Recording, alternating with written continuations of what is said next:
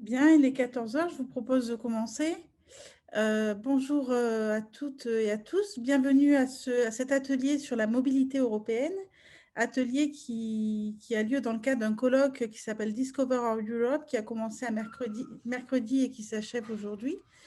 Discover Our Europe, c'est également un projet qui rassemble 8 partenaires de 7 pays européens. 8 partenaires qui sont animés par la même ambition, celle de dépasser un petit peu les idées reçues qu'on peut avoir sur l'Europe, en offrant l'opportunité aux citoyens européens d'acquérir de nouvelles connaissances sur l'Union européenne. Donc voilà, nous avons organisé un premier colloque à Piatra Neamt en Roumanie au mois de mars. Nous avons celui-ci aujourd'hui en France. Le prochain aura lieu au mois de juin en Hongrie et ensuite dans les autres pays du consortium.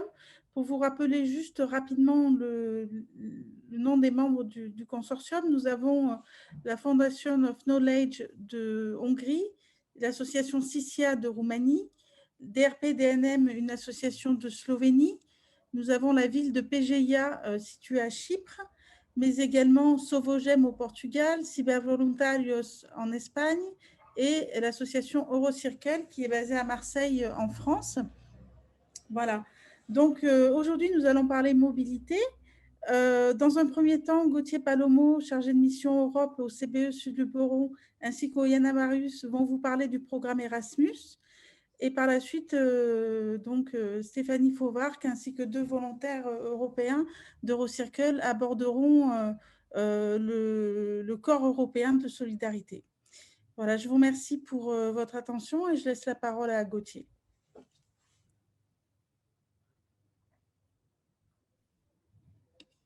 Ouais, Gauthier, tu n'as pas ton micro. Et du coup, Voilà, normalement c'est bon, vous m'entendez bien? ouais. Donc du coup, voilà. Je te remercie Claire pour l'introduction que nous avons introduite. Du coup, on va commencer par la première partie de ce colloque, de cet atelier qu'on organise aujourd'hui à 14 heures. Première partie qui sera consacrée au programme Erasmus. Et donc, comme a dit Claire, la deuxième partie sera présentée par Eurocircle et ses volontaires également, pour présenter le corps européen de solidarité. Bon, je sais qu'il est 14 heures, s'il est tôt, juste après avoir mangé, donc on va peut-être faire un petit réveil un peu doux pour se remettre en jambes. Du coup, ce que je vous propose, c'est de faire un petit quiz, voilà, pour voir ce que vous pensez du programme Erasmus, ce que vous savez, ce que vous ne savez pas.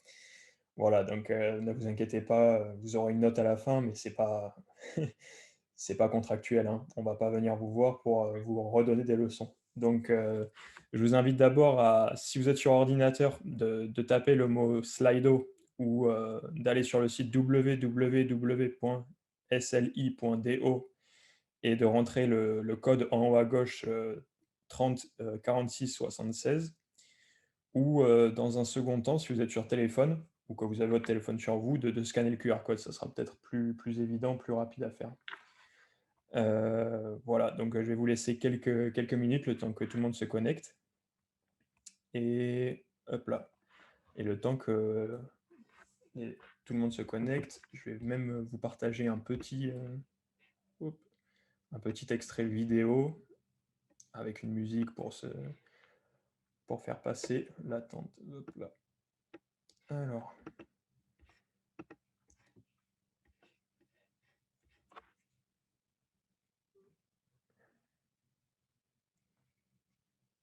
Alors, je suis désolé pour nos partenaires et les participants étrangers, c'est une vidéo en français, mais bon, vous avez quand même l'image qui sera, qui sera vous égayer.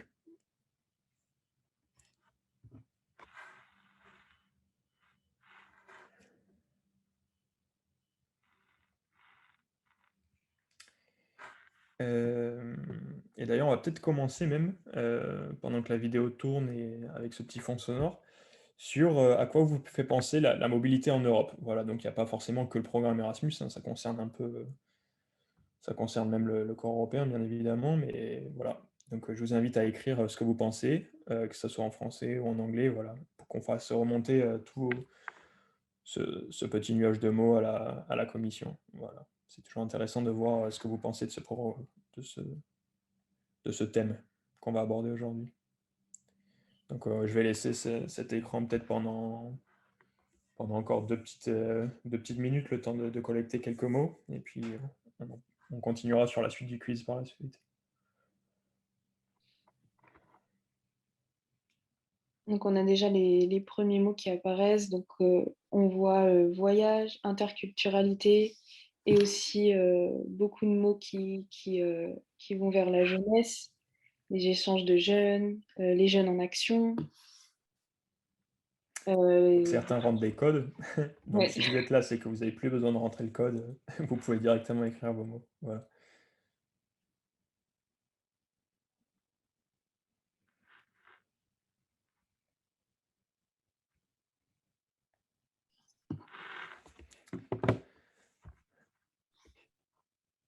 Alors, liberté, voyage, oui, c'est tout le champ tout le champ des possibles de la mobilité, d'Erasmus, du corps européen. C'est vrai que c'est volontaire. On a aussi fun et soirée qui sont aussi deux volets intéressants des voyageurs. Bien sûr, c'est une grosse partie du côté Erasmus. Hop. Du coup, je vais peut-être laisser jusqu'à allez, encore 30 secondes et puis après on va passer on va commencer le petit quiz. Hop là.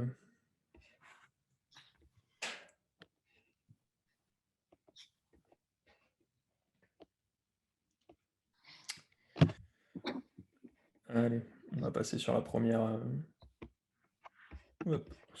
partie du quiz. Alors, pour répondre au quiz, c'est très simple. Vous aurez plusieurs réponses possibles à chaque fois.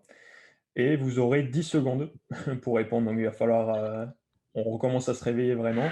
Donc, vous pouvez rentrer votre nom, voilà, dans l'onglet. Voilà, je viens de le faire. Et je vous invite à tous mettre votre pseudo. Hop, je vais arrêter de partager l'autre moitié de l'écran.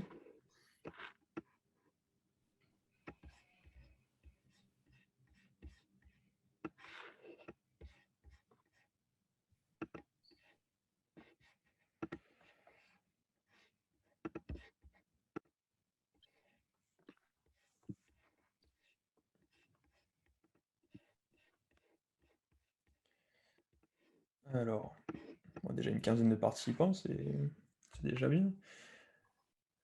Impeccable. On va peut-être attendre encore une petite 20 petites secondes et on va commencer. Alors, comme je vous ai dit, on a 10 secondes pour répondre à chaque question. Elles seront disponibles en français et en anglais avec, pareil, les réponses qui seront attribuées, qui seront présentées dans les deux langues. Alors, première question, depuis quand le programme Erasmus existe-t-il? Voilà. Alors, vous avez 4, 3, c'est très rapide, hein, 2, 1, pour répondre.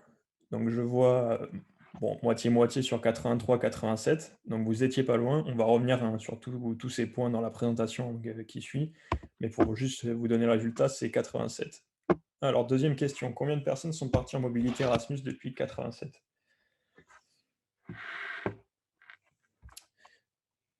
Alors, combien de personnes? Voilà, encore un tiers 10 millions, un tiers 15 millions. Et bien c'est 10 millions. Voilà, donc encore quelques personnes qui ont trouvé. Vous engrangez des points. On va voir à la fin le classement. Prochaine question. Quel est le pays qui accueille le plus d'étudiants Erasmus? Donc ça commence à être des questions un peu plus, un peu plus techniques. Mais on peut avoir des idées, bien sûr. Alors, Espagne, évidemment, Allemagne et France. Alors, bah, c'est l'Espagne. Donc, pour tous les critères qu'on connaît, hein, que ce soit le beau temps, l'ambiance générale, etc. Et maintenant, on va faire la question dans l'autre sens, c'est quel pays envoie le plus d'étudiants Erasmus? Alors, toujours les 4 mêmes pays.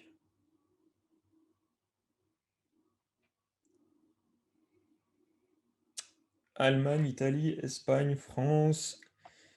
Eh bien là, vous êtes beaucoup à vous être trompé. C'était la France, finalement, donc un quart des participants ont trouvé. Donc voilà, qui est un des précurseurs aussi du programme, mais c'est vrai que l'Allemagne ne suit pas très très loin derrière. Qui c'est qui peut participer au programme Erasmus? Donc là, vous pouvez répondre à plusieurs, vous pouvez utiliser plusieurs réponses.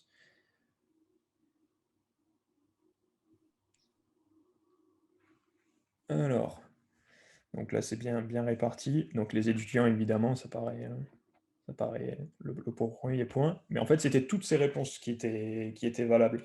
Parce que le programme Erasmus, c'est vrai qu'on pense tout de suite aux étudiants qui partent étudier à l'étranger, mais c'est vrai que ça ne concerne pas que les étudiants. Et il y a tous ces, ces secteurs, je vais dire, toutes ces personnes qui peuvent partir. Voilà. Pour la prochaine question, où pouvez-vous partir en Erasmus? Donc en Europe et les pays voisins ou partout dans le monde.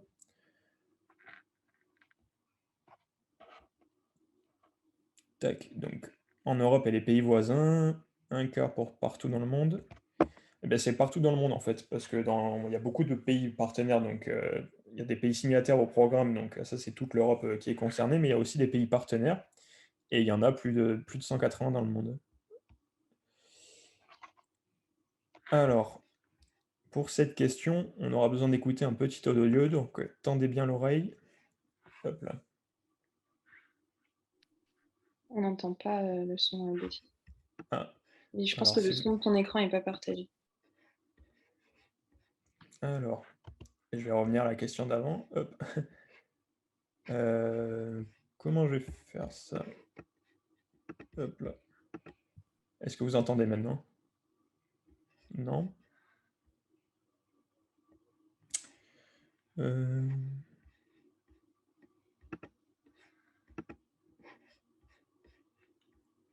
Bon, alors on va peut-être passer sur cette question, c'est dommage, c'était un petit problème audio. Tac. Donc c'était quel langage on pouvait entendre dans l'audio. Donc évidemment, je vais vous donner la réponse, c'était le langage grec. Voilà. Bon, quelques personnes ont répondu malgré tout. Voilà, donc c'était le grec. Et donc, voilà les résultats. Donc, 7 sur 7, j'ai pas son pseudo, mais félicitations voilà, pour les participants qui apparaissent au classement. Et donc, on va continuer avec la présentation un peu plus formelle du programme. Alors, je vais laisser la main, Nous, comment tu disais ça? Ouais. hop, je vais laisser la main à Oyana. Si tu veux Alors, en commencer. du coup, bon, pour vous présenter le programme Erasmus, on va faire ça en 2 temps. Donc, dans un premier temps, vraiment les détails du programme Erasmus, son histoire, les opportunités que le programme offre et quelques chiffres clés. Et après, avec Gauthier, on vous fera un retour d'expérience sur nos Erasmus, puisqu'on est tous les deux partis en séjour Erasmus, donc en Grèce pour Gauthier et pour moi en Allemagne. Donc, je te laisse commencer l'histoire en bref, Gauthier. Alors, du coup, on va commencer sur la première partie. Donc, qu'est-ce que c'est le programme Erasmus? On va faire les basiques, on va dire, pour retracer un petit peu l'histoire de ce programme. Donc, voilà, forcément, quand on aborde un programme, il faut aborder les dates clés. Donc, tout ce programme, ça a commencé en 71 avec les ministres de l'éducation de 9 pays de la communauté européenne, voilà, qui n'étaient pas encore l'Union européenne à l'époque, et qui commençaient à s'accorder sur un principe de coopération dans le domaine de l'éducation. Mais on sait que le domaine de l'éducation, c'est un domaine réservé, enfin, qui était réservé aux États et qu'il était vraiment difficile de trouver des accords sur ce thème. En 1976, ils ont quand même réussi à trouver des priorités et des étapes dans cette coopération. Mais malheureusement, on voit que le programme, pendant une bonne quinzaine d'années, il a mis du temps à se développer. Et c'est seulement en 87 que, compte tenu des blocages, finalement, ils ont trouvé une solution. Et après avoir été rejeté 3 fois, le Conseil des ministres de l'éducation des pays membres ont finalement adopté le 15 juillet 1996 le programme Erasmus. Donc voilà, le programme Erasmus, ça a presque 34 ans aujourd'hui, donc plus vieux que moi, mais c'est vrai que ça commence à remonter maintenant.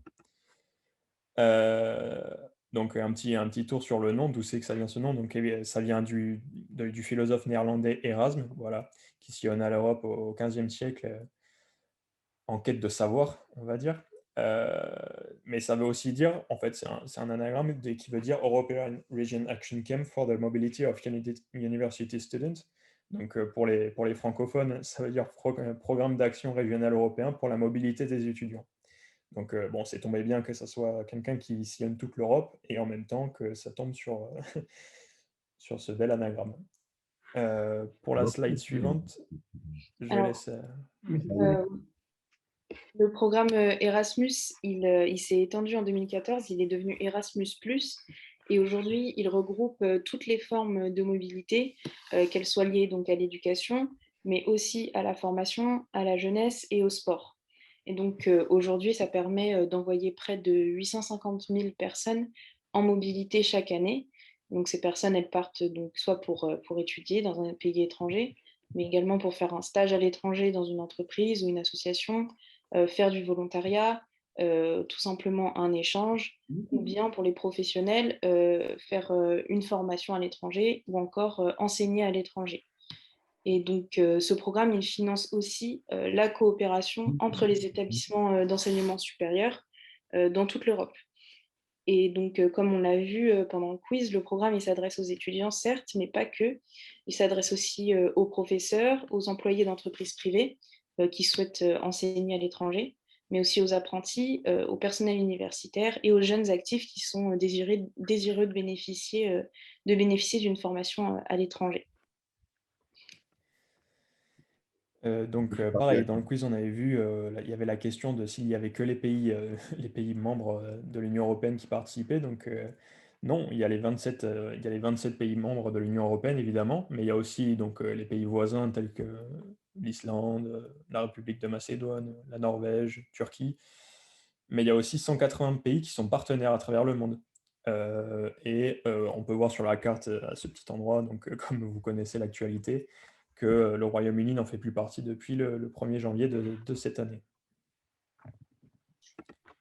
Le programme, il permet d'offrir plusieurs opportunités pour les jeunes, mais pas que, du coup, comme on l'a vu.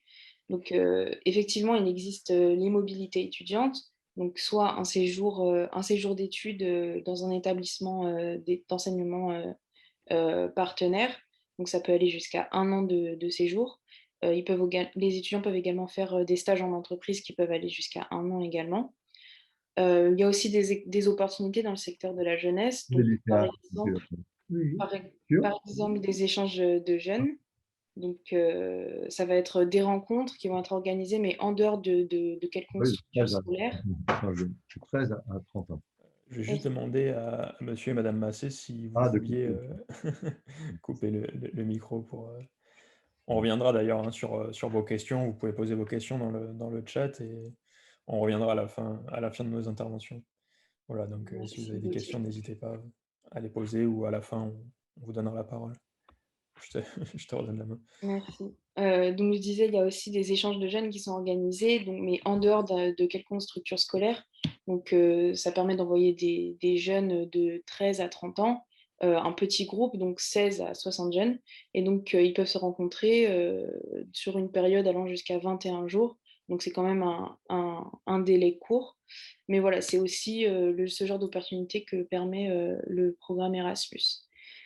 Mais vous pouvez également bénéficier du programme Erasmus pour étudier et pour vous former si jamais vous êtes apprenti, enseignant, formateur, demandeur d'emploi. Donc voilà, ça ne concerne pas uniquement les étudiants.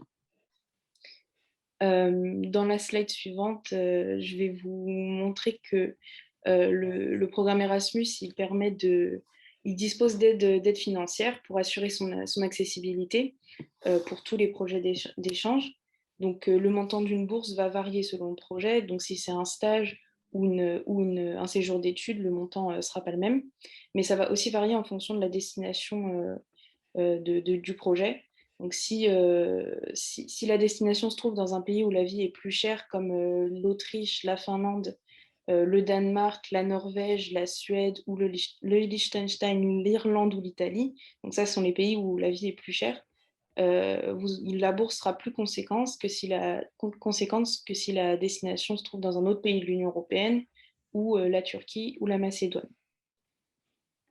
Donc, ces bourses, elles peuvent aller de 200 € à parfois jusqu'à 450 € dans le cadre d'un stage au Liechtenstein, par exemple. Voilà, à savoir que moi, dans le cadre de mes études, par exemple, j'étais dans la première tranche, il me semble. Dans la, dans la tranche, non, pardon, dans la tranche 150-250, voilà, sachant que j'étais en Grèce, je sais pas pour toi, Oriana. Ouais, moi, c'était pareil, c'était 150-250. Voilà, ok. Du coup, au niveau du contexte sanitaire, vous savez très bien que le programme Erasmus a empathie de ce contexte pendant l'année 2020, même cette année 2021, bien sûr. Et pour tenir compte de ce contexte, le programme Erasmus, voilà, il s'est adapté. Il s'est adapté en mettant en place des mobilités hybrides dès 2020. Et celles-ci, elles associent en fait des activités virtuelles avec des activités de mobilité. Donc l'apprentissage majoritairement se fait à distanciel pour l'instant, avec l'établissement d'accueil. Voilà, vous recevez vos cours à travers des visioconférences, en fait un petit peu comme, comme les étudiants français qui étudient en France. Donc finalement, ça ne change pas vraiment ce statut. Mais vous pourrez réaliser votre mobilité physique, cette fois-ci, à l'étranger à une date ultérieure. Donc quand la situation le permettra, bien évidemment. Et voilà, la plateforme Erasmus+ Virtual Exchange, c'est son nom. Elle a permis d'organiser des mobilités pour plus de 20 000 étudiants depuis 2018. Et maintenant, on va revenir en chiffres clés voilà, du programme Erasmus. Donc, comme vous voyez, il y a le fameux chiffre bien connu des 10 millions de bébés, des 10 millions de bénéficiaires, pardon, je vais commencer par celui-là. Donc voilà, depuis le début du programme, comme vous avez vu dans le quiz, il y a 10 millions de personnes qui ont pu participer au programme Erasmus. La moitié, évidemment, c'est des étudiants, mais il y a également les collégiens, les lycéens, les apprentis, les éducateurs et les formateurs, comme présenté auparavant. Et on estime qu'au total, il y aura plus de 22 millions de citoyens qui bénéficieront de ce programme à partir de 2027. Donc ça fait déjà, plus ça avance, plus c'est exponentiel, on va dire. Donc plus ça ira dans le temps, plus il y aura de personnes qui vont profiter de ce programme qui gagnent de l'ampleur. Et 102 000 personnes, c'est le nombre de Français qui sont partis via ce programme à l'étranger en 2019. Donc 1 million, c'était celui-là, ce chiffre qui est bien connu par beaucoup d'Européens, c'est 1 million de bébés. Donc ça, c'est un chiffre évalué par la Commission européenne, par des études. C'est un peu approximatif, mais c'est le nombre de bébés qui seraient nés grâce au programme Erasmus. Donc, et un tiers de ces étudiants Erasmus, des anciens étudiants Erasmus, vivraient encore avec un partenaire d'une nationalité différente. Donc ça fait quand même une bonne grosse proportion. Ce qui est aussi intéressant, c'est qu'on voit qu'après les voyages Erasmus, qu'après les mobilités Erasmus, 83% des individus se sentent plus européens. Donc ça, comme on a pu le voir dans nos précédentes conférences hier, avant-hier sur la citoyenneté, voilà, on voit que c'est quelque chose dont l'Union européenne peut pâtir. Donc c'est vraiment un bon moyen de renforcer cette citoyenneté européenne. Et pour la période au niveau budget, pour la période 2014-2020, on était à 14,7 milliards d'euros et on passe à 23,4 milliards d'euros pour la nouvelle période qui a débuté cette année, 2021-2027. Donc c'est une augmentation de près de 80%. Donc on voit qu'on mise vraiment sur ce programme. Voilà, maintenant, après cette présentation un petit peu des éléments clés du programme Erasmus, on va vous partager notre retour d'expérience avec Oyana, parce que voilà, comme on vous a dit, on est parti en Erasmus, que ce soit Oyana en Allemagne, à Brême, ou moi en Grèce. Pour ma part, du coup, je suis parti 2 semaines en Grèce, en septembre 2018 à juin 2019. Donc, je suis parti toute mon année de Master 1, qui était en mention de droit international. Donc, évidemment, mon diplôme jouait. C'était une bonne idée de partir à l'étranger quand on fait du droit international. et j'étais à l'école nationale et capodistrienne de Athènes. Donc, comme vous voyez, il y a des très beaux bâtiments, hein. Quand je suis arrivé, j'étais impressionné, évidemment. Mais vous inquiétez pas, on n'étudie pas dans ces bâtiments, c'est les bâtiments officiels de la faculté, mais nous, on était dans un bâtiment juste derrière. Mais évidemment, le cadre était super. Heu, Vis-à-vis de mon retour d'expérience, moi, ce que j'aimerais partager, c'est avant tout que c'est vrai que le programme Erasmus, enfin, quand on part en Erasmus, quand on est étudiant, ça peut faire peur un peu au début. Donc, bien sûr, on pense toujours à on quitte tout, hein, sa famille, ses amis, heu, donc ça peut freiner. Mais bon, quand on voit ce qu'on peut gagner en retour, c'est vraiment un gain, une balance qui est vraiment déséquilibrée, quoi. On gagne beaucoup à partir à l'étranger, que ça soit au niveau personnel, faire des nouvelles rencontres, des nouvelles cultures, des nouvelles langues. Voilà, moi j'ai appris le grec, par exemple. Bon, quelques mots, hein, j'arrivais à aller au marché et m'acheter des fruits et des légumes. Mais bon, je tenais pas une conversation pendant 1 heure. Mais voilà, c'est quand même, quelque chose d'aller en Grèce, d'aller dans un pays étranger qui est quand même assez différent de ce qu'on peut connaître en France. Et voilà, évidemment, donc vous pouvez voir les endroits où moi, bon, moi j'étais à Athènes, donc évidemment le Parthénon, les îles grecques et toutes les rencontres, une petite photo en bas là, ici, de notre petit voyage de fin d'études, parce que c'est aussi le côté relationnel, hein, qui est vraiment intéressant dans le côté Erasmus. En plus de ça, sur votre, j'allais dire sur votre CV, mais au niveau de l'expérience, c'est vraiment très intéressant parce que moi, en plus, j'étais en droit international, donc partir à l'étranger, ça faisait totalement sens. Donc, c'est vraiment toujours un plus quand on apprend quand quelqu'un voit sur votre CV que vous êtes parti en Erasmus, c'est souvent un plus et en plus, enfin, qui plus est que moi, j'ai fait tout mon cursus en anglais, donc ça a été aussi une base très intéressante pour tout ce que je peux faire par la suite dans mon travail, d'aujourd'hui. Je vais peut-être laisser la parole à Royana, vu que le temps passe, on reviendra dessus si vous avez des questions sur mon Erasmus. Hop. Ouais, du coup, moi, je suis partie à Brême, en Allemagne, comme tu l'as dit, donc à l'université de Brême, dans la faculté de sciences politiques. Et donc, moi, j'y suis partie un semestre, du coup, de mars à août 2019. Et c'était dans le cadre de ma dernière année de licence en sciences politiques à l'international. Donc, c'est pareil, c'était très intéressant pour moi et très enrichissant pour moi qui étudiais depuis la France la science politique à l'international, de partir, du coup, dans un autre pays pour, heu, pour, heu, pour avoir un point de vue différent. Et donc, moi, ce que j'ai retenu de mon Erasmus, bon, déjà, j'ai gagné en autonomie, je pense, parce que comme disait Gauthier, bah, je me suis retrouvée toute seule dans un pays étranger où je connaissais absolument personne. Donc forcément, ça m'a poussée à faire de nouvelles rencontres. Donc, je suis allée davantage, vers les personnes qui étaient autour de moi que ce que j'aurais pu faire avant.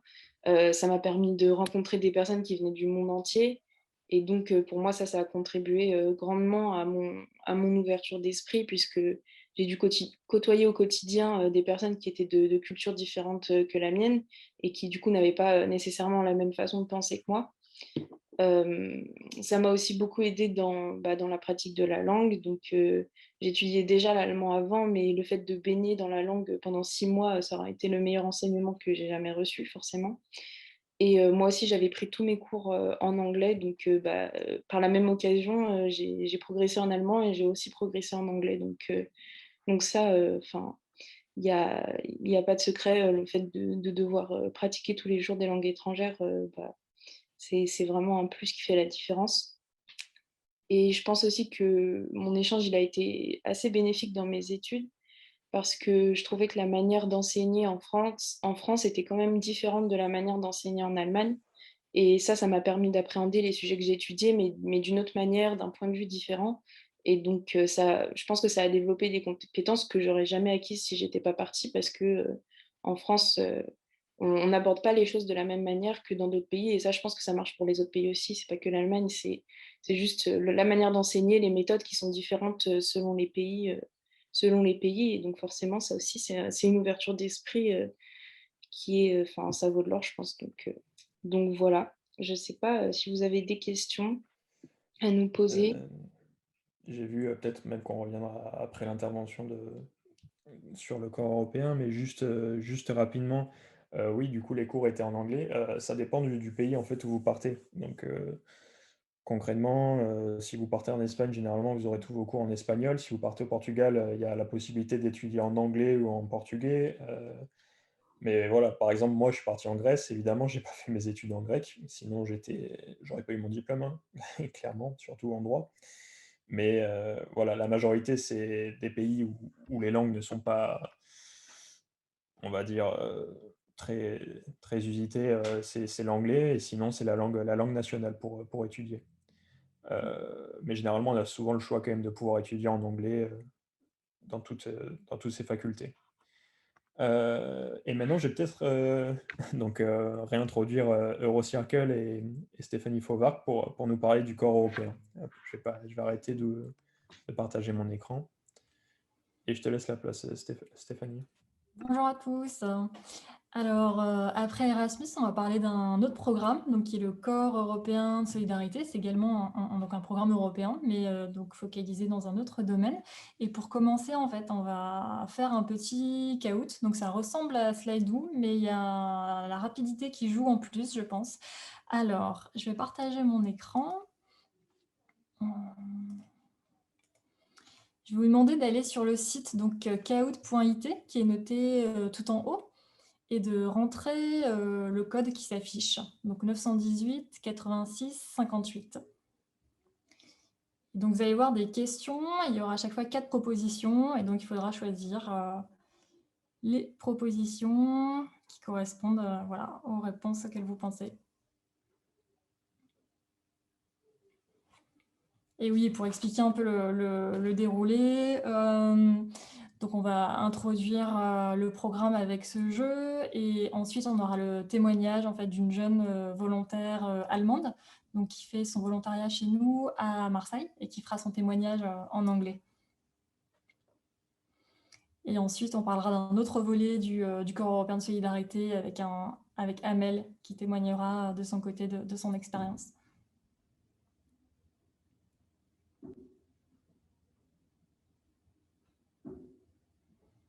Alors, nous avons des célébrités dans les participants avec Simone Veil.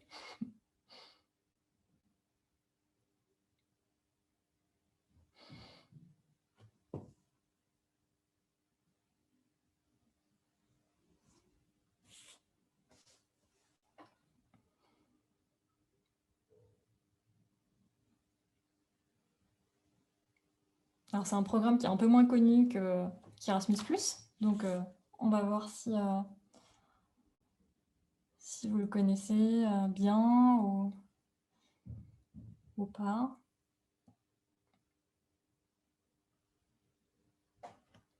Alors, je pense qu'on va démarrer. Ensuite, si d'autres veulent nous rejoindre, ça sera possible. Donc, c'est parti. Donc, essayez d'être le plus rapide possible pour être sur le podium.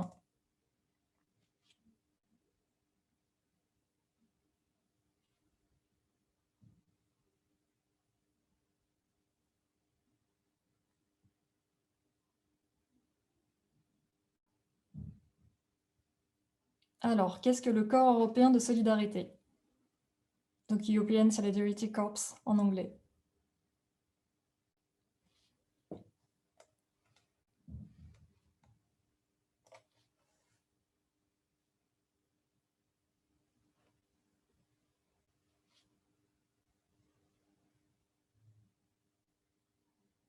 Alors, pas mal. Effectivement, donc c'est un programme de volontariat à l'étranger et ça permet aussi de développer des projets de solidarité locale en fait dans son pays, ce qu'on verra dans un deuxième temps. Alors, je vois qu'une personne a décoché les stages. En fait, l'année dernière, effectivement, les dernières années, il y avait la possibilité de partir en stage dans le Corps européen de solidarité, mais en fait, c'est terminé dans la nouvelle programmation où en fait, le programme se concentre sur le volontariat et les projets de solidarité locale.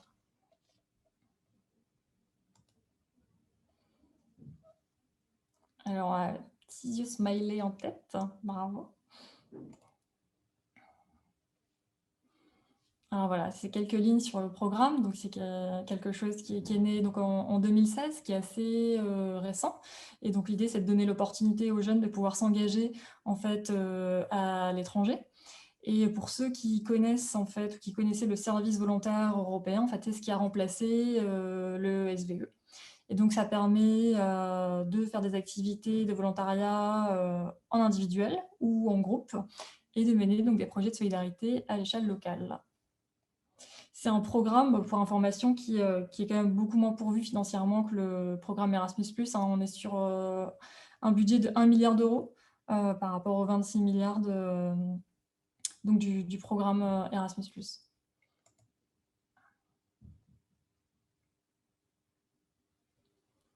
Alors, dans quel domaine peut-on faire un projet de CES ?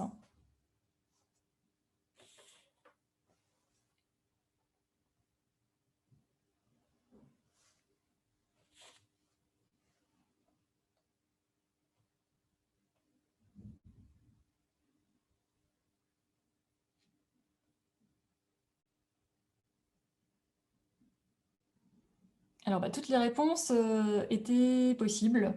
En fait, le point commun à tous les projets de CES, c'est le fait qu'il faut que ça soit des projets d'intérêt général.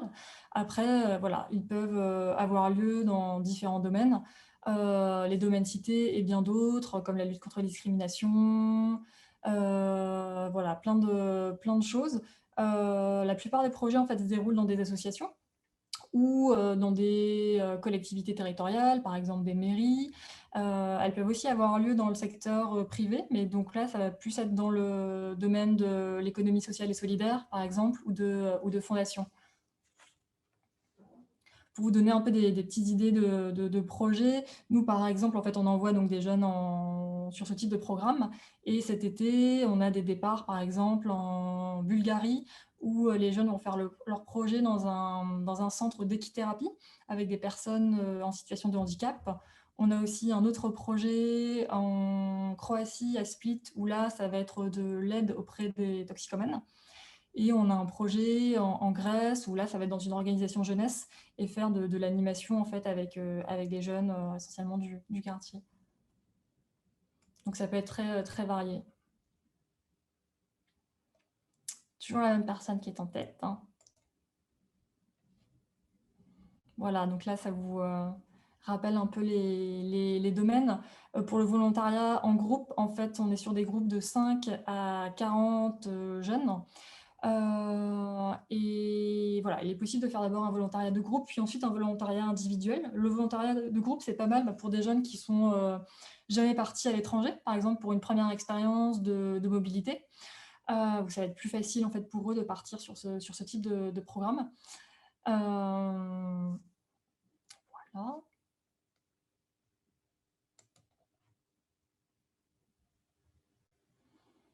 Alors là, on va passer aux critères. En fait, quels sont les critères pour participer à ce type de programme ? Alors, est-ce qu'il faut parler la langue du pays, être diplômé, payer la structure d'accueil ou être très motivé ?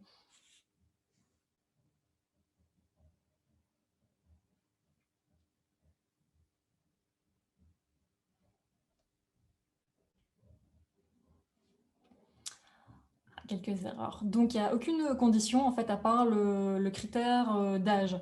Il faut avoir entre 18 et 30 ans, mais sinon, il n'y a pas de condition de diplôme ou de qualification.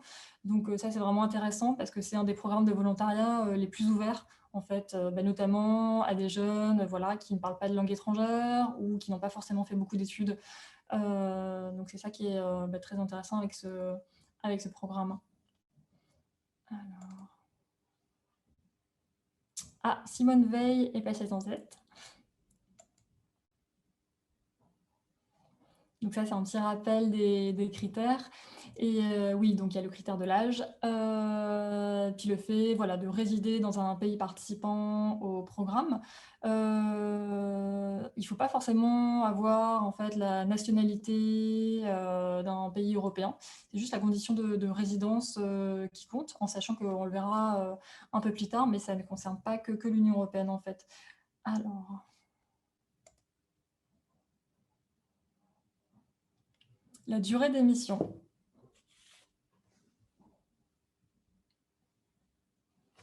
Donc de 3 à 6 mois, 12 mois, toute la vie, de 2 semaines à 12 mois.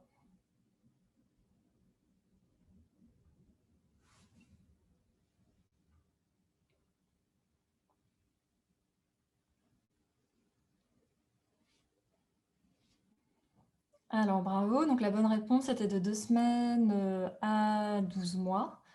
Alors, en sachant donc que les volontariats de groupe, eux, peuvent se dérouler donc de 2 semaines à 2 mois, et les volontariats individuels, en fait, de 2 semaines à 12 mois. Voilà. Simone Veil est toujours en tête.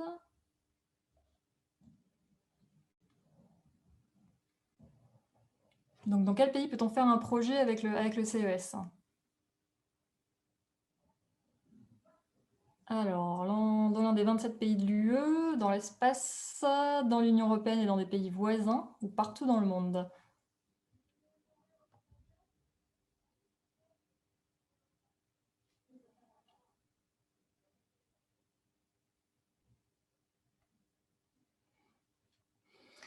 Alors, bravo à 4 bonnes réponses. Donc, la bonne réponse, oui, c'est donc dans l'Union européenne et dans les pays voisins.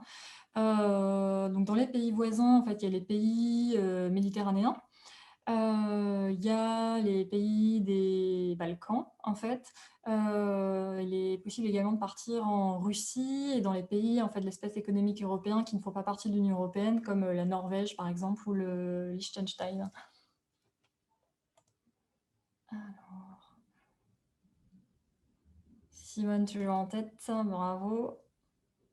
Donc voilà, c'était un petit récapitulatif donc des durées, des séjours et voilà, des destinations.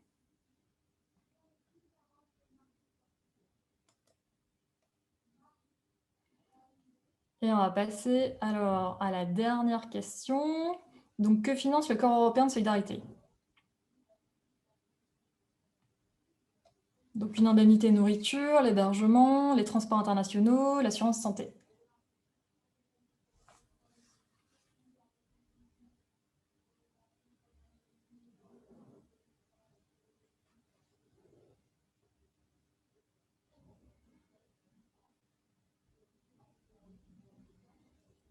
Alors.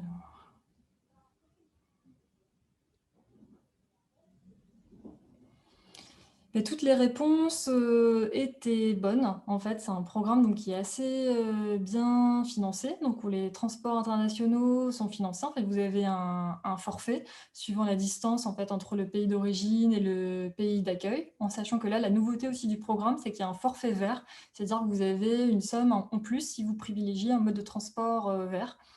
Ensuite, les volontaires en fait, sont logés dans leur pays d'accueil, donc ça, c'est la structure d'accueil qui s'occupe de leur trouver un hébergement.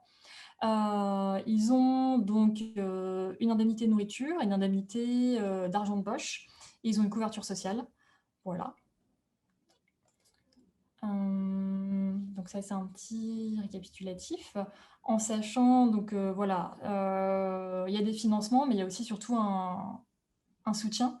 Donc, c'est-à-dire que les jeunes bénéficient en fait d'un soutien dans leur structure d'envoi, dans leur pays d'origine, donc une structure qui va les aider à trouver un projet, qui va les aider pendant leur projet et au retour. Et sur place, en fait, dans leur structure d'accueil, en fait, ils bénéficient d'un tutorat. Il y a également en fait, des formations qui sont mises en place. Donc, il y a une formation à l'arrivée des volontaires dans le pays d'accueil, il y a une formation à mi-parcours. Il y a également des cours de langue en fait, qui sont mis en place, notamment à travers un outil en ligne. Il y a aussi un focus en fait, sur l'apprentissage des compétences en fait, tout au long du volontariat, avec la reconnaissance de ces compétences à travers un outil en fait, qui s'appelle le Youth Pass. Alors, on va voir le classement final. Suspense. Ah oui, je voulais une petite slide avant le classement final sur comment trouver un projet et candidater. En fait, donc, il y a une base de données donc, qui est mise en place par l'UE où tous les projets d'accueil sont recensés. Donc, il suffit de s'inscrire en fait, sur la plateforme voilà, de postuler. Un deuxième moyen pour trouver un projet, c'est de se rapprocher en fait, d'une structure qui travaille en fait, sur cette thématique et qui pourra accompagner les jeunes dans leur projet, voilà, comme Eurocircle ou comme d'autres structures en France ou partout en Europe qui travaillent sur le sujet. En fait, le rôle des structures est d'autant plus important pour les jeunes qui ne connaissent pas le programme, qui ne parlent pas forcément anglais, puisque sur la plateforme, en fait, tout est en anglais. Donc, il y a besoin d'un soutien voilà, pour une partie du public qui ne va pas pouvoir voilà, trouver son projet seul.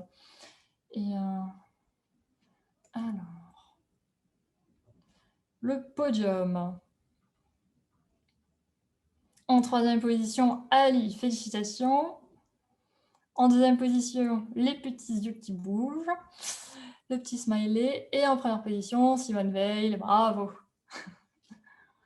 Alors, on a fini le petit chaos, donc n'hésitez pas si vous avez des questions.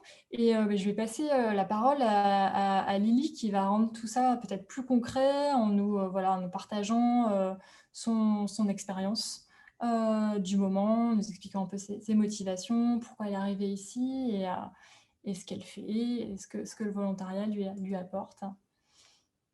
Lily, si tu veux bien, tu peux prendre la parole pour nous raconter un peu ton projet.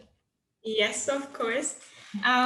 First of all, I'm super sorry my camera's not working today and I don't know why, but I hope everyone can hear me, so at least I can talk. Okay, perfect. So my name is Lily. I'm 20 years old and originally I'm from Germany. I lived in Dresden. And at the moment I'm doing a European Solidarity Corps here in Marseille at Eurocircle. And it's for 10 months, so I stay in Marseille for 10 months in total. I arrived in September and I will leave in July. So it's not that long anymore and I'm really sad about it. But I decided to do a European Solidarity Corps because for me, honestly, it was always clear that I want to go abroad, that I want to experience living in a different country. And so I was just thinking about what I want to do. And I always considered au pair and work and travel. But then with the COVID situation, it got really difficult. And so I came through a friend who did a European Solidarity Corps to the platform. And I wrote, I made my profile. And in the end, I ended up in Marseille, which I'm really happy about. And also, it was really important for me to learn a different language because with French, for example, I didn't really speak French when I arrived in France. So that's one of the big advantages of the European Solidarity Corps as well, because you don't really have to speak the language and you are allowed to come to an association or to a place where you work, where you can experience and learn without really bringing a lot of experience or a university degree or anything else with you. You're just there to learn. And it's a really unique opportunity for everyone. And at Eurocircle, I work together with Steph and Flo in the SIAD, so in the Europe Direct department. And there we do a lot of different programs and projects. And as a volunteer, I also have the opportunity to do many different things. Like, for example, if I am interested in something different, I can also work with other people together. For example, I did a lot of tandems with people from Marseille who go to Germany. So we kind of exchanged with the languages. I tried to speak French with them and they spoke German to me. Or we have a project called Café Calong that's with a lot of other volunteers from Marseille. And we organize evenings where we all come together, also with people from Marseille who are interested, and we speak different languages. So we have normally different tables in a restaurant, but at the moment it's online, of course. So we organize this. Then we have another project that's called Mate Project. And there we also work with other volunteers and we are quite free what we want to do. And for example, we decided to do an online campaign and also, for example, some TikTok videos. So it's really free what we want to do. And so our work is really as we want it to be, and we can learn many different things. Also, for me, I'm really happy that I ended up with the European Solidarity Corps because it's the first time I live in a different country. In Germany, I finished my school and I always lived in Dresden with my family. And now the first time living in a different country with a language I didn't really speak in the beginning. And yeah, living alone with other people, it was really helpful for me to have someone, for example, my sending organization in Germany. I can always talk to them when I have a problem. And I also have at Eurocircle my tutor, like a person who is responsible for me, and I can also talk to them. So even though I am alone in a different country, I have people who help me. And the first experience abroad, it's really helpful for everyone, I think. And I'm really grateful for that. And right now, I think it was a really good experience for me. I also learned a lot about myself because I had a lot of different state of minds, I would say. When I arrived, I was super happy. Then I had a time where it was really difficult for me. And now, again, I kind of feel like I really live my life here and I enjoy everything. And I learned a lot about how I act in different situations, how I live with other volunteers together. And yeah, now I'm like this kind of person who's always putting the opportunity into the conversation when friends are thinking about what they should do after school. I'm always like, yes, you could do a European Solidarity Corps, like always. So I really like this project, and I think everyone who has the opportunity should really try to use it and find their project, because there are many out there, and I think everyone can find a really, really good program. And I think that's it from my side. If anyone has some questions now or later, I'm happy to answer them. And yeah. Merci Lily. N'hésitez pas si vous avez des questions. C'est vrai que ce qu'elle disait, oui, c'est intéressant, c'est le fait que ça peut permettre à des jeunes qui sont un peu paumés, qui ne savent pas forcément quoi faire après leurs études ou qui ont arrêté leurs études, voilà, de découvrir un nouveau domaine, d'avoir une expérience et ensuite voilà, de revenir plus outillés pour reprendre une formation, pour voilà, trouver un emploi ou voilà, ne serait-ce que se développer personnellement. Yes, I can also say to this, for example, during my time here, I had a lot of interviews for university because I want to do my studies dual, which means that I need a company. And in all the interviews, it was always a big plus that I'm doing this. They were all really impressed. So it's also good for your CV and for the professional life, as Steph said. Et bon, et là, vous l'entendez en anglais, mais c'est aussi impressionnant parce que quand Lily est arrivée en France, elle parlait pratiquement pas français. Et voilà, là, elle est capable de témoigner en français. Là, elle a fait en anglais parce qu'il y avait beaucoup de partenaires étrangers. Donc, on s'est dit que ça serait sympathique qu'elle témoigne en anglais. Mais voilà, elle sait aussi maintenant très bien le faire en français. Alors... Et comme il y a des organisations qui sont présentes, je voulais juste rajouter une information sur le programme. En fait, à partir de cette année, donc pour la nouvelle programmation, il y a le volontariat d'aide humanitaire, donc le EU Aid Volunteers, donc qui était consacré à des missions humanitaires, qui va faire partie en fait du corps européen de solidarité. Donc il y aura également des missions humanitaires maintenant dans le CES, ce qui n'était pas le cas avant en fait. Alors, s'il n'y a pas de questions, en fait, moi, j'aurais voulu vous parler d'un autre aspect en fait, du corps européen de solidarité qui est peut-être moins connu. Donc, c'est le volet projet de solidarité locale. Donc là, on n'est pas dans la mobilité, mais bon, avec le contexte sanitaire actuel, on s'est dit que c'était aussi intéressant de parler de projets qui pouvaient se faire à l'échelle locale. Donc, je vais vous passer un petit PowerPoint sur le sujet pour en savoir plus sur la question. Et ensuite, donc, Amel, qui a participé à ce type de projet, pourra vous parler de son expérience.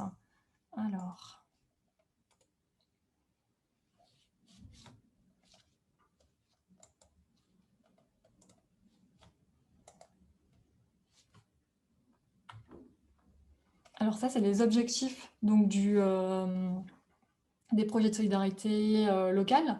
Donc, favoriser l'engagement, l'esprit d'entreprendre des jeunes. En fait, ce qui est vraiment important, c'est que l'idée en fait, du projet doit venir des jeunes. Il ne faut pas que ça soit l'idée d'une structure, mais vraiment que les jeunes soient à l'origine du projet.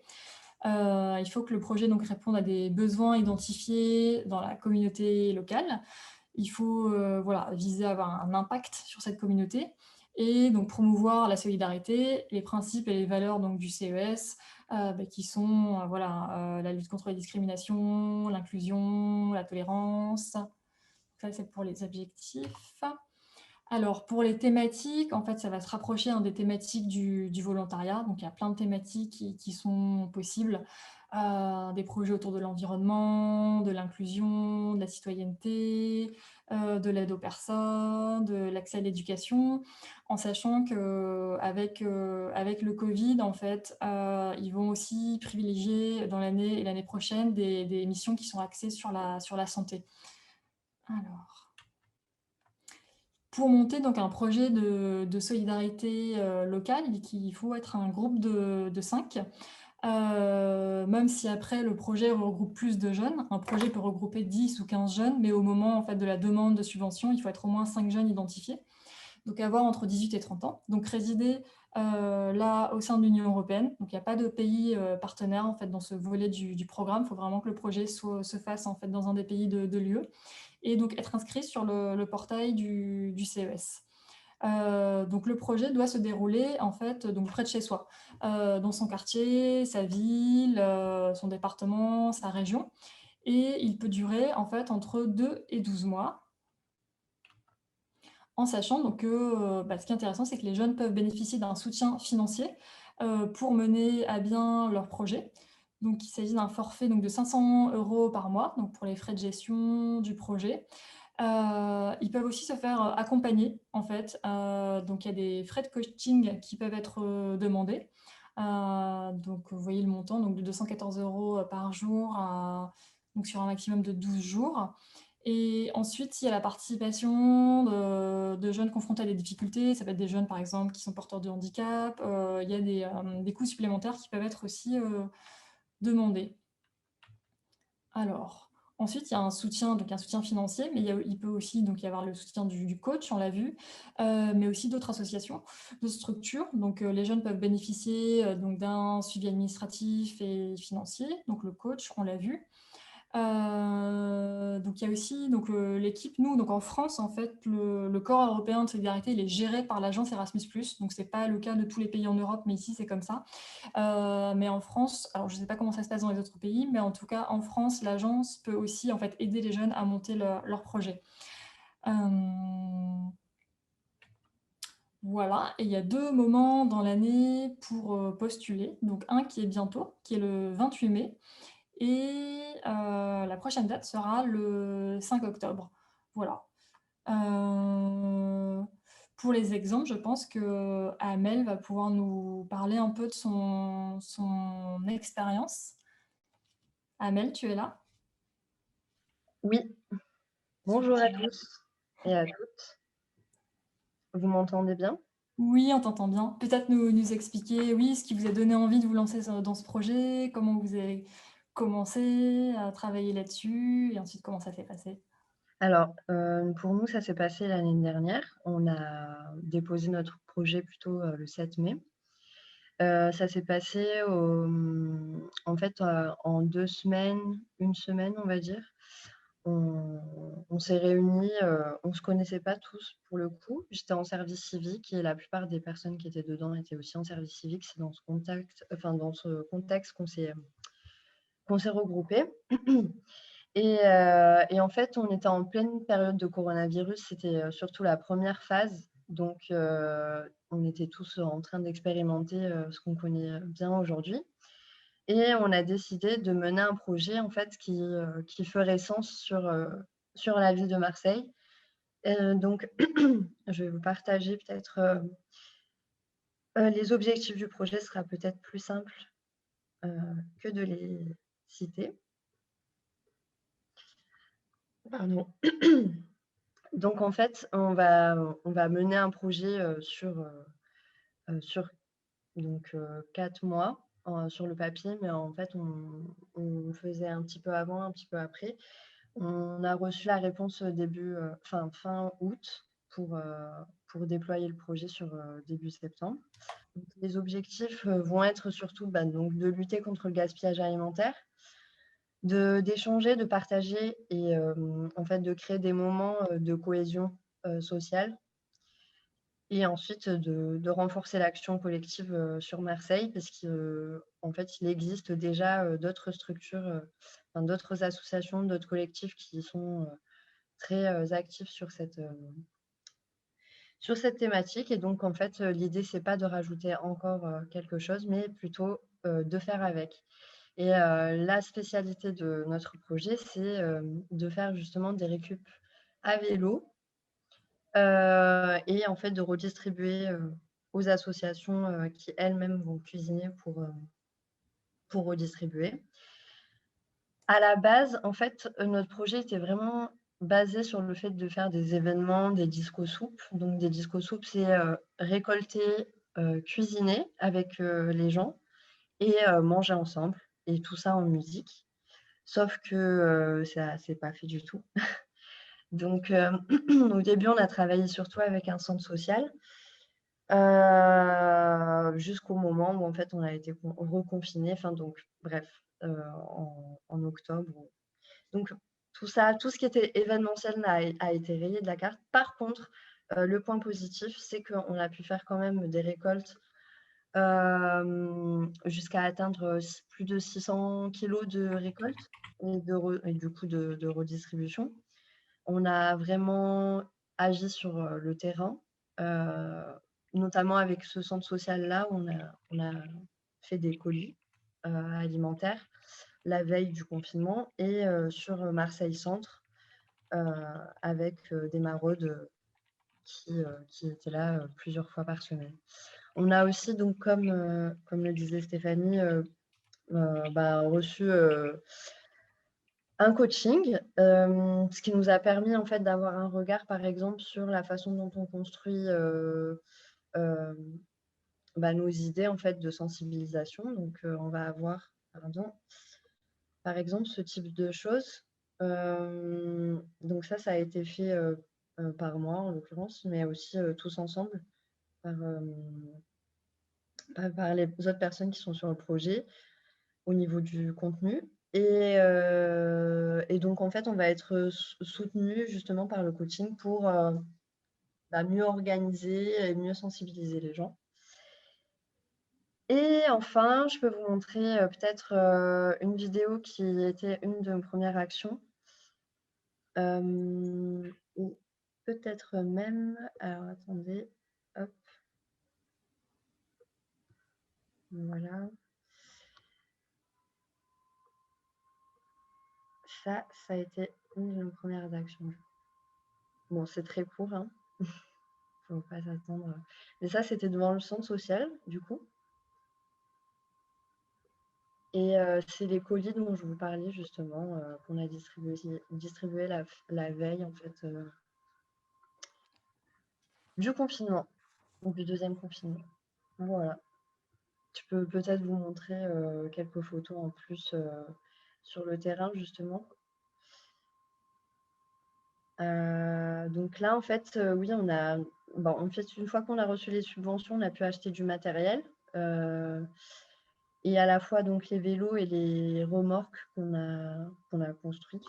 On n'a pas construit les vélos et les remorques, mais bref, voilà. Donc on les a alliés en tout cas. Donc on s'est vraiment axé sur le centre social. C'était un de nos partenaires privilégiés. Et après, on a dû se replier plutôt sur le centre. Donc du coup, avec les vélos et un autre partenaire local chez qui on venait donc déposer la nourriture et qui, elle, derrière, allait... on n'était pas seul à déposer dans ce point-là, justement. En fait, c'est pour ça que je parlais de faire sens sur Marseille. Voilà, voilà. Est-ce que vous avez des questions, peut-être? Tu peux expliquer le jeu de mots du titre, Amel, peut-être, comme il y a beaucoup d'étrangers. Alors, juste, je cherche à revenir normalement.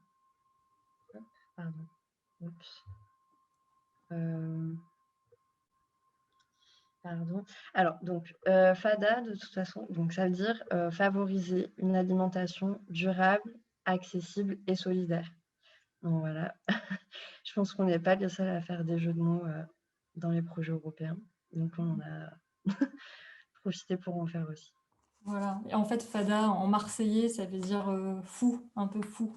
C'est ça, les fous à vélo qui récoltent et qui redistribuent. Voilà, voilà. Ok. Ah oui. Est-ce que tu as trouvé que c'était formateur, voilà, en termes de gestion de projet, gestion d'un budget, enfin... Oui, parce qu'en fait, on était tous de près ou de loin dans l'équipe connaisseurs enfin, comment dire, liés au projet européen, ou en tout cas connaissant les projets européens. Et du coup, en fait, le projet de solidarité nous a permis un petit peu de voir aussi ce que c'était de faire un projet à l'échelle locale. Et en soi, oui, ça a été assez formateur. Je peux parler que pour moi, du coup, au niveau de la communication, par exemple, de créer du contenu visuel, de le diffuser, d'avoir une certaine rigueur. Aussi d'organiser des réunions, d'organiser comment dire, des ateliers, etc. Donc, ça a été assez formateur et ça a permis aussi de voir ce que c'était de mener un projet à échelle locale avec des subventions.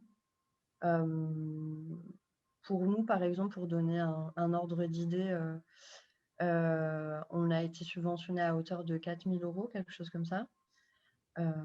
Donc, ce qui nous a permis, c'est un projet bénévole, donc c'est ce qui nous a permis en soi de payer nos coachings, de payer notre matériel, de payer tout ce qui est frais de dernière minute, etc. Enfin bon, j'ai plus tout en tête, ça fait 1 mois ou 2 maintenant qu'on essaye aussi de refaire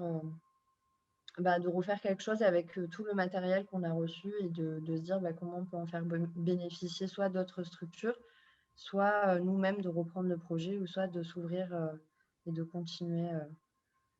Voilà.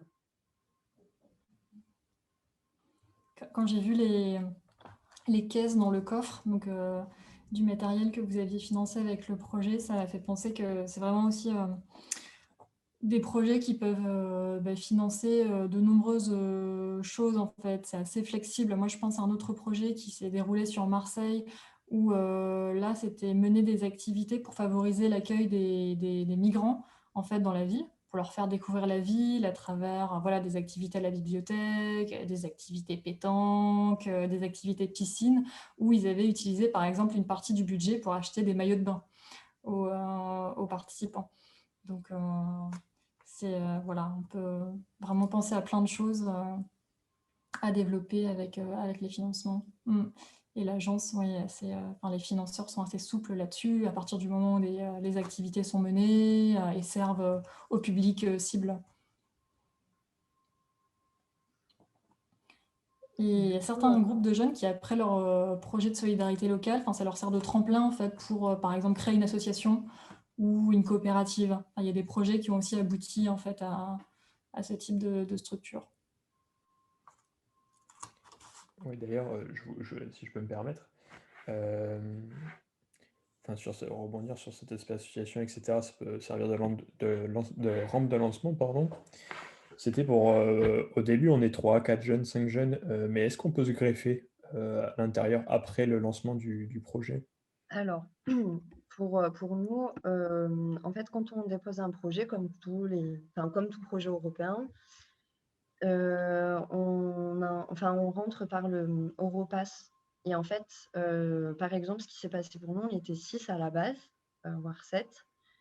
Sur le terrain, on a fini à 3. Donc, du coup, c'est plutôt la situation inverse. Des personnes ont quand même eu leur nom sur la fin du projet. Et je ne pense pas qu'on puisse rentrer, Ça dépend en fait l'objectif. Est-ce que c'est pour participer au projet ou est-ce que c'est pour avoir son nom sur le projet? Si c'est pour avoir son nom sur le projet, il faudrait peut-être envoyer des mails. Je ne peux pas non plus assurer quelque chose définitivement. Par contre, sur des projets comme le nôtre et je pense comme d'autres projets européens, c'est possible de se greffer aux activités et de participer à part entière. Oui, parce que là, en plus, on parlait du critère d'âge où ces 5 jeunes doivent avoir entre 18 et 30 ans. Mais en dehors des 5 jeunes, il peut y avoir des mineurs ensuite qui se greffent au projet, par exemple, qui ne seront pas membres officiels du projet sur le dossier, mais ils pourront participer au projet, en fait. Ok, merci. Donc c'est quand même assez flexible pour pouvoir se greffer de manière informelle, on va dire, au projet. Ok.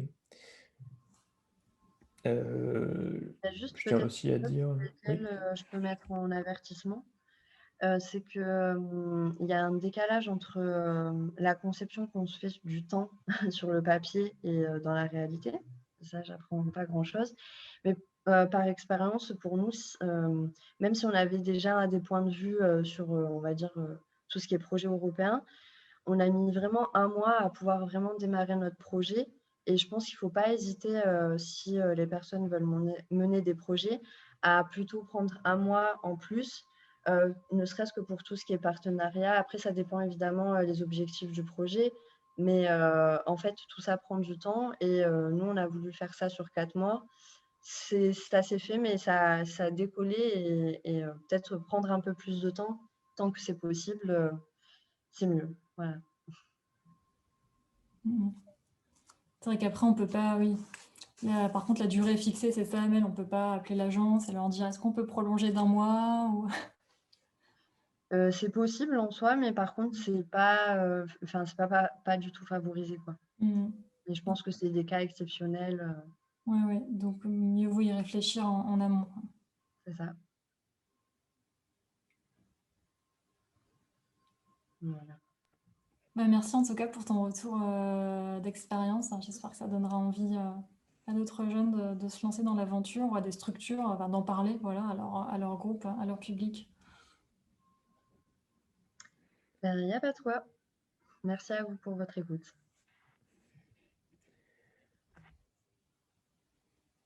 Ouais, du coup, merci pour la participation. Et c'était vraiment intéressant. Et je tenais à préciser aux participants, il n'y a pas de, il y a pas, il y a aucun problème si vous avez des questions sur cette partie ou que ce soit sur la partie d'avant, sur la mobilité, sur Erasmus. Voilà, on peut revenir dessus également. L'intervention qui vient d'être faite, c'est de me refaire penser sur le niveau timing. C'est vrai qu'on n'en a pas du tout évoqué. Enfin, surtout pour nous, nous qui étions Erasmus. Pareil, c'est quelque chose qui se prépare à l'avance, hein. C'est pas du jour au lendemain. On se dit, bah tiens, mon début d'année en septembre, je vais partir en Erasmus. On ne commence pas son Erasmus 2 semaines en avance. Il y a des délais. Généralement, c'est l'année scolaire qui précède. En tout cas, moi, je parle du côté étudiant. Et c'est souvent 4, 5, 6, 7 mois où ça se fait et vous avez la réponse pendant l'été, un petit peu comme pourrait se faire une demande pour rentrer dans une fac française. Donc c'est aussi, enfin, administrativement, il y a pas mal de dossiers à remplir. Enfin, moi, j'étais un peu surpris, plus que si vous vouliez étudier en France, évidemment. Mais c'est vrai que vous avez pas mal de choses à faire, des lettres de motivation, donner votre CV, dire pourquoi vous avez choisi ce pays, qu'est-ce que vous voulez faire là-bas, vos activités annexes. Enfin, il y a quand même c'est pas un processus qui se fait en une journée. Donc voilà, c'est à réfléchir aussi au niveau du timing. Donc, je remercie les personnes dans le chat qui remercient les interventions. Et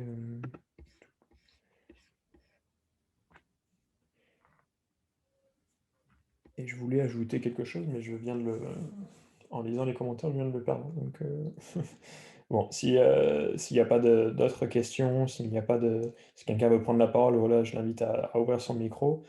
Et sinon, bah, nous allons clôturer cet atelier. Et comme on l'a écrit dans le chat, comme pour toutes les conférences, voilà, si vous voulez recevoir les PowerPoint, il faut juste nous envoyer un mail à l'adresse mail que j'ai écrit dans la chat box. Voilà.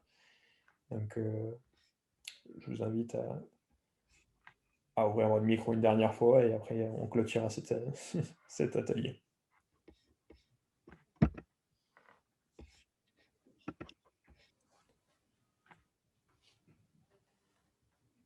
Donc, je remercie notre partenaire. Je crois qu'il n'y a pas de questions.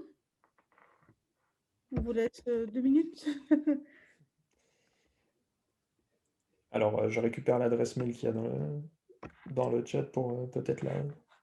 J'imagine c'est pour envoyer le PowerPoint.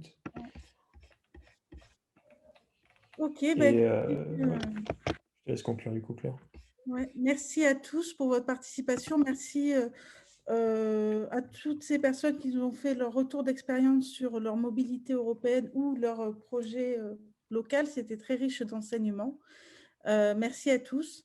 Je vous donne rendez-vous dans 3 quarts d'heure à 16h pour un webinaire avec Alain Dumort, chef de la représentation régionale de la Commission européenne, qui nous parlera du pacte vert. Donc, rendez-vous à 16h et je vous souhaite une bonne après-midi. À très vite. Au revoir. Au revoir, bonne fin de journée. Au revoir. Au revoir. Alors. Au revoir, merci.